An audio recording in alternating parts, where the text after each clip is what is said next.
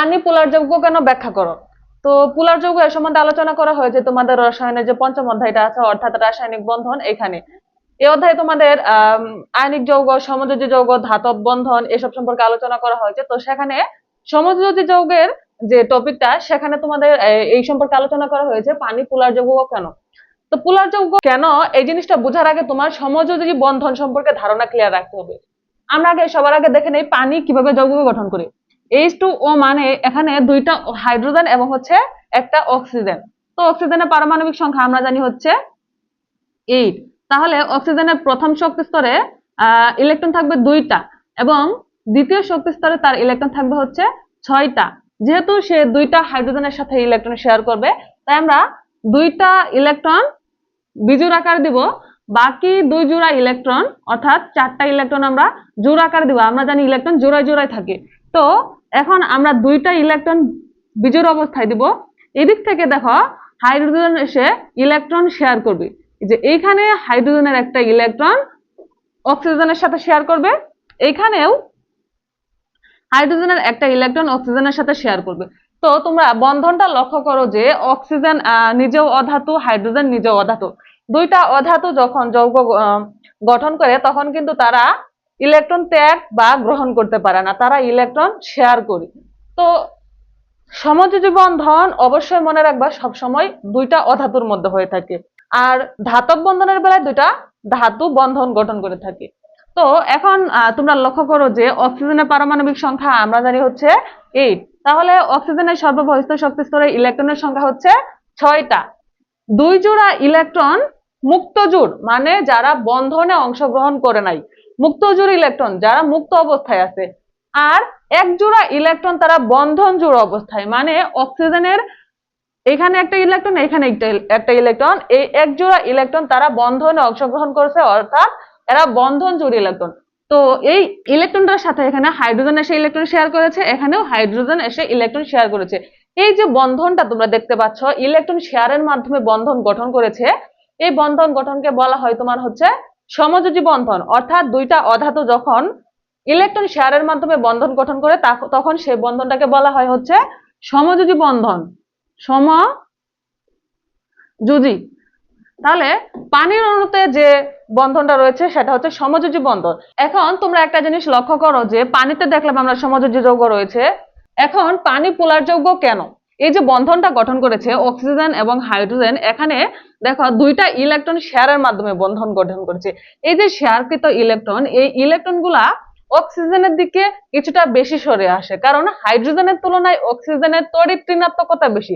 তড়িৎ ঋণাত্মকতা মানে হচ্ছে সমযোজী যৌগে বন্ধন গঠন করার সময় যে শেয়ারকৃত ইলেকট্রনগুলা রয়েছে, সেই শেয়ারকৃত ইলেকট্রনগুলা যার দিকে বেশি সরে আসে তার তড়িৎ ঋণাত্মকতা বেশি, মানে ইলেকট্রনের প্রতি আসক্তি, অর্থাৎ ইলেকট্রন গ্রহণ করার প্রবণতা। মূলত ইলেকট্রন গ্রহণ করে না, কিন্তু গ্রহণ করার একটা প্রবণতা বা ইলেকট্রনের প্রতি আসক্তি, অর্থাৎ ইলেকট্রন যে মৌলের দিকে বেশি আকর্ষিত হয় তার তড়িৎ ঋণাত্মকতা বেশি। তো হাইড্রোজেনের তুলনায় অক্সিজেনের তড়িৎ ঋণাত্মকতা বেশি, কারণ অক্সিজেন ইলেকট্রনকে তার নিজের দিকে বেশি টানতে পারে বা বেশি ইলেকট্রনের প্রতি অক্সিজেন বেশি আসক্তি দেখায়, যার জন্য হাইড্রোজেনের তুলনায় অক্সিজেনের তড়িৎ ঋণাত্মকতা বেশি হওয়ায় অক্সিজেন আংশিক ধনাত্মক আধান প্রাপ্ত হয়। মানে অক্সিজেন আংশিক ঋণাত্মক আধান প্রাপ্ত হয়। ঋণাত্মক আধান মানে পুরোপুরি ঋণাত্মক না, কারণ সে কিন্তু ইলেকট্রন গ্রহণ করে নাই, ইলেকট্রন তার নিজের দিকে বেশি আকর্ষিত, বেশি তার দিকে টেনে নিয়েছে, কিছুটা কাছাকাছি গিয়েছে অক্সিজেনের এবং হাইড্রোজেন থেকে কিছুটা সরে গিয়েছে। মনে করো কোনো একটা জিনিস তোমরা 2 বন্ধু মিলে শেয়ার করতেছো, এখন যার দিকে ওই জিনিসটা বেশি কাছে তার হচ্ছে ইলেকট্রনের প্রতি আসক্তি বেশি, ইলেকট্রন গ্রহণ করার প্রবণতা বেশি, তো সে হচ্ছে তোমার তড়িৎ ঋণাত্মকতা বেশি দেখায়। তো যেহেতু অক্সিজেনের তড়িৎ ঋণাত্মকতা হাইড্রোজেনের চেয়ে বেশি, সেজন্য অক্সিজেন আংশিক ঋণাত্মক আধান প্রাপ্ত হয়। আর হাইড্রোজেন থেকে ইলেকট্রনটা কিছু দূরে সরে যায়, কারণ অক্সিজেনের তুলনায় হাইড্রোজেনের তড়িৎ ঋণাত্মকতা কম, অর্থাৎ ইলেকট্রনের প্রতি হাইড্রোজেনের আসক্তি কম, ইলেকট্রন গ্রহণ করার যে প্রবণতা, এই প্রবণতাটা হাইড্রোজেনের কম অক্সিজেনের তুলনায়, যার জন্য হাইড্রোজেন আংশিক ধনাত্মক আধান প্রাপ্ত হয়। ধনাত্মক আধান প্রাপ্ত হয়। আচ্ছা, ঋণাত্মক আধান মানে আমরা জানি হচ্ছে অ্যানায়ন, মানে ইলেকট্রন গ্রহণ করেছে। যেহেতু এখানে ইলেকট্রন গ্রহণ করে নাই কিন্তু ইলেকট্রন তার নিজের দিকে টেনে নিয়েছে, তার জন্য আংশিক ঋণাত্মক আধান প্রাপ্ত।